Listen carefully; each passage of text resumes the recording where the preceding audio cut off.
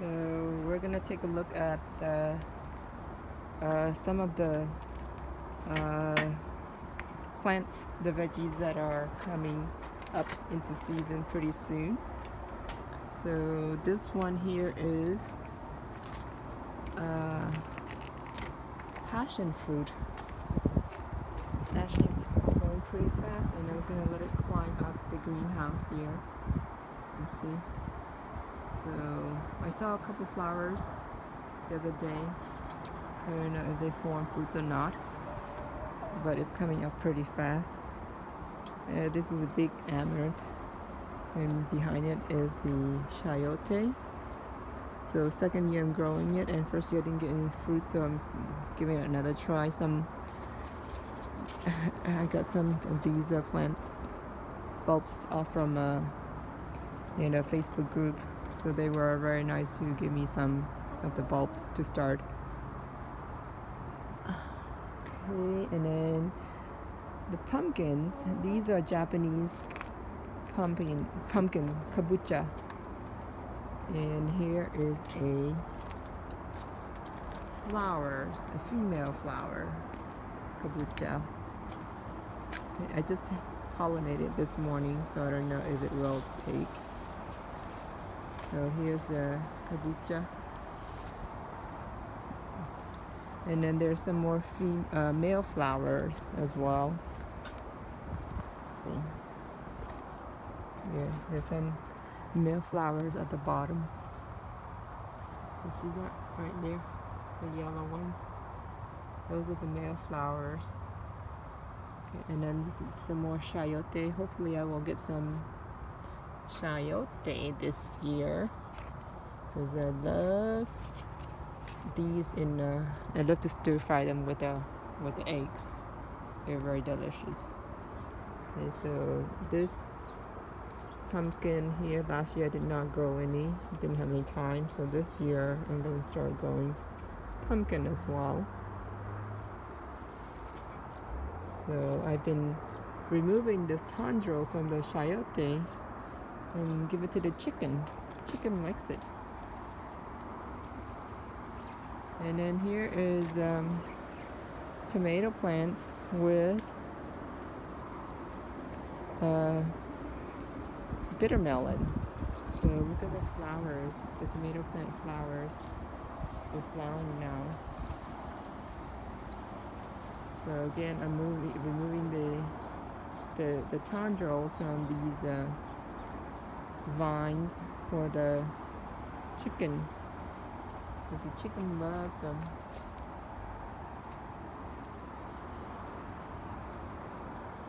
So there are some. I'm trying to force these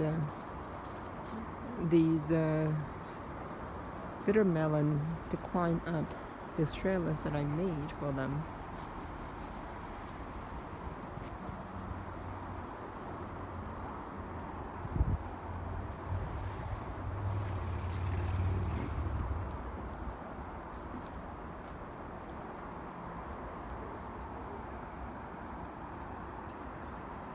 Okay. See, the chicken loves the tendrils. Yeah, the tendrils from this bittermelon.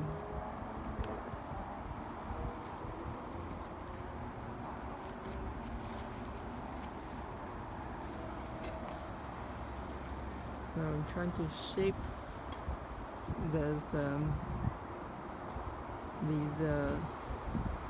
bittermelon so that it can actually just,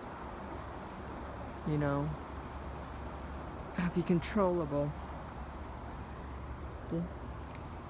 Chicken loves the tendrils, like it, and the bittermelon. So it's healthy for them too. Bittermelons are supposed to be good for you. So I'm sure it's good for the chicken too.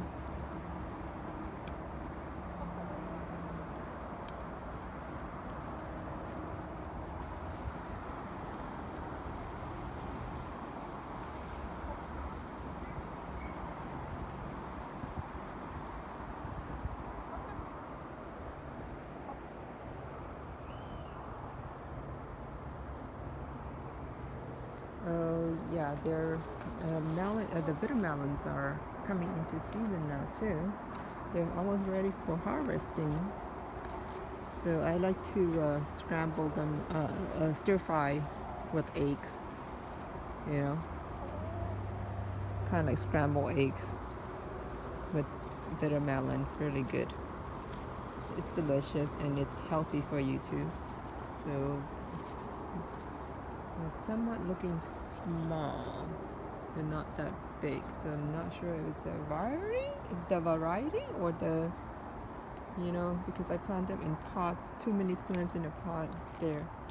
So I got a whole bunch of, these are 15-gallon pots. So there's like 4 or 5 plants in there.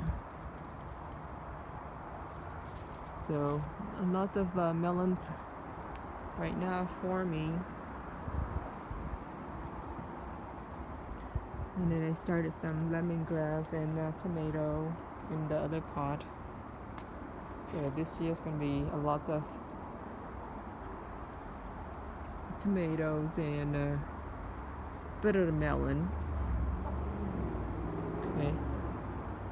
So I don't have to go to the store, the Chinese store anymore.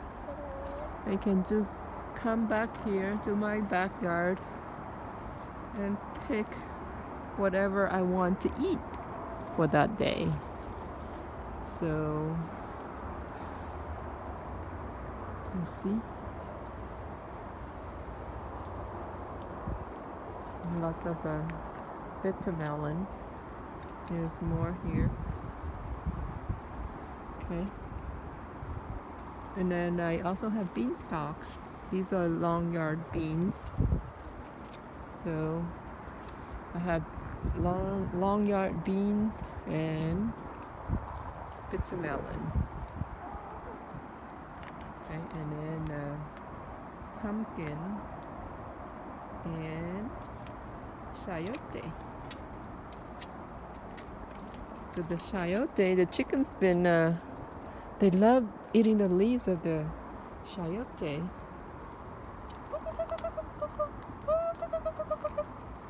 So the chicken loves the tendril there, you see? So they've been eating the leaves, the young tender leaves of the chayote.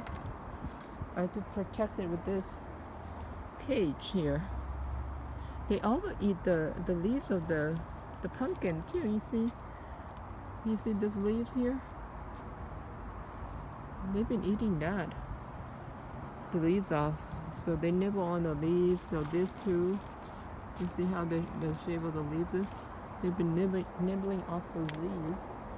So if I did not protect them, they would have destroyed the whole entire plant. So you see the leaves here.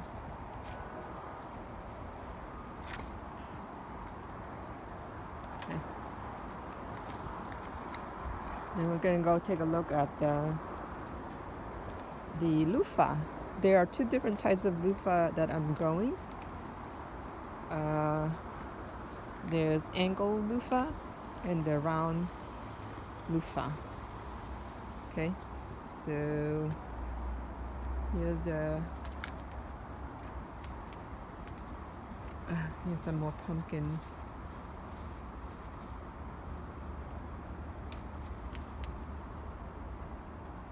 Pumpkins and luffa all in the same pot.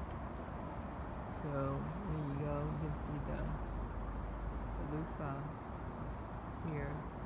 So the luffa is on the low bottom of this arbor. So this is another luffa plant here. So they're all in 15-gallon pots because I can't grow them in the ground. They will get destroyed by the gopher. So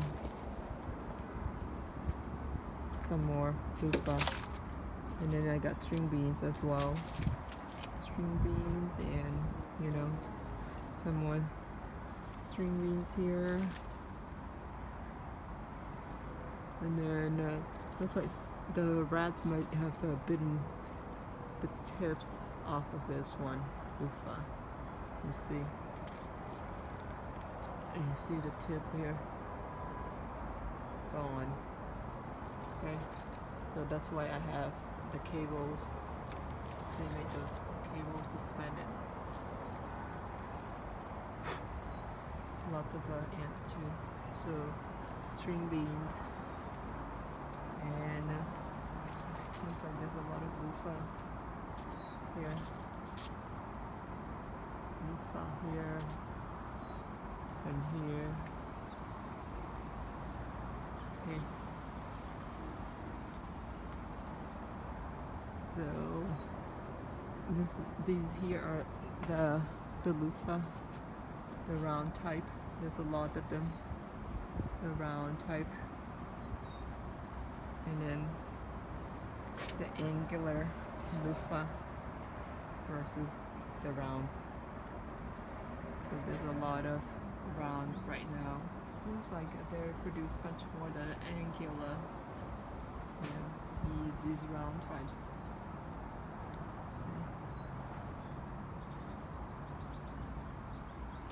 So they are coming along pretty well. Almost fill up the trailers here. So let me get out here. You see the trailers here. So that's the second layer.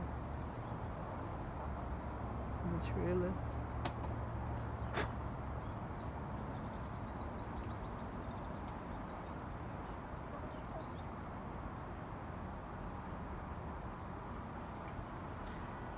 Okay.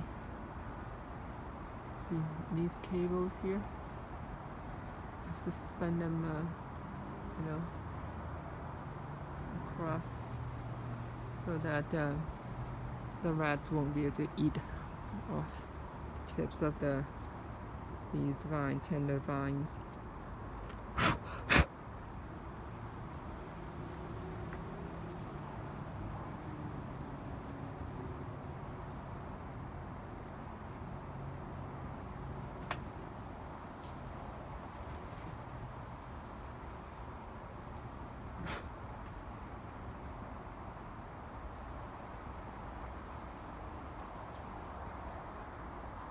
And then I have one that I harvested last night.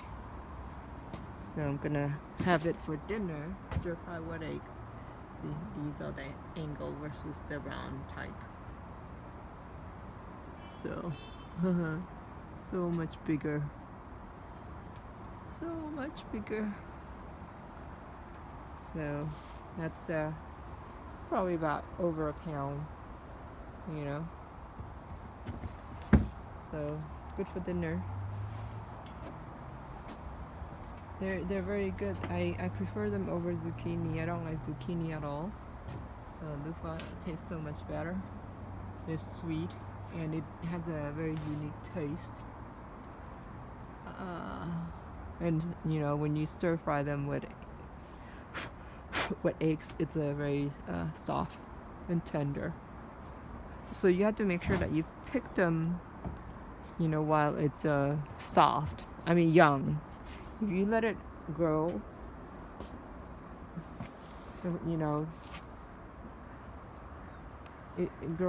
grow it out, it's gonna turn into like sponge, and it becomes it becomes stringy and it's hard to eat. So at that point you can't eat them anymore. So you have to make sure that you harvest it while it's still tender. You see how you see that it's still tender. Okay. So what I do is I scrape it off these angle edges. I leave some of the rind in there, and then I just cut them up and stir fry them, and they're very delicious. And you can also make it into soup, like Cambodian soups, like they call it green curry kind of thing. So I'm just too lazy to actually make that, because you can cook it with string beans right there, green curry with string beans, and then luffa, and then you also have the amaranth right there. They make a very delicious combo, green curry, and then you add the lemongrass to it. So that is delicious. And then this year I started some peanuts. So it looks like they're doing really well. The peanuts are doing really well. You see? Peanuts. And fortunately, the chickens aren't nibbling on them. And this here is sweet potato. Sweet potato is really good too. You stir fry them. I like to pick them. I pick the leaves like this, and then this tender parts, and then stir fry them like those kangkong, those those Vietnamese spinach. So ang choy, they call ang choy in Chinese. And then these here, ooh, lots of June plum. You see the June plum there? Lots of it. Oops, I shouldn't have touched it. Came off. Shit. Let's see. It fell off. I should not have touched it. June plum. Lots of June plum right there. See? That's a lot. Ooh. You see, these are much bigger now. Yay, look like I will have some June plum this year. Ooh, look at that. I love June plum. June plum is so good.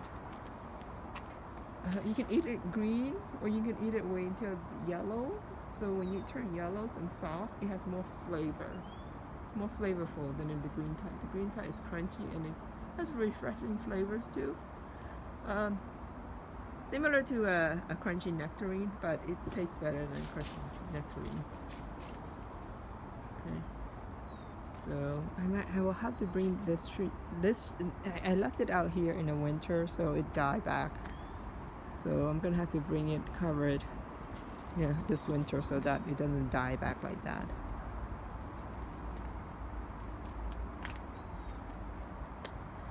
But we're gonna go take a look at the lemon zest mango because it's harvesting. It's basically flushing new leaves the second time already. This is the first time this mango tree here.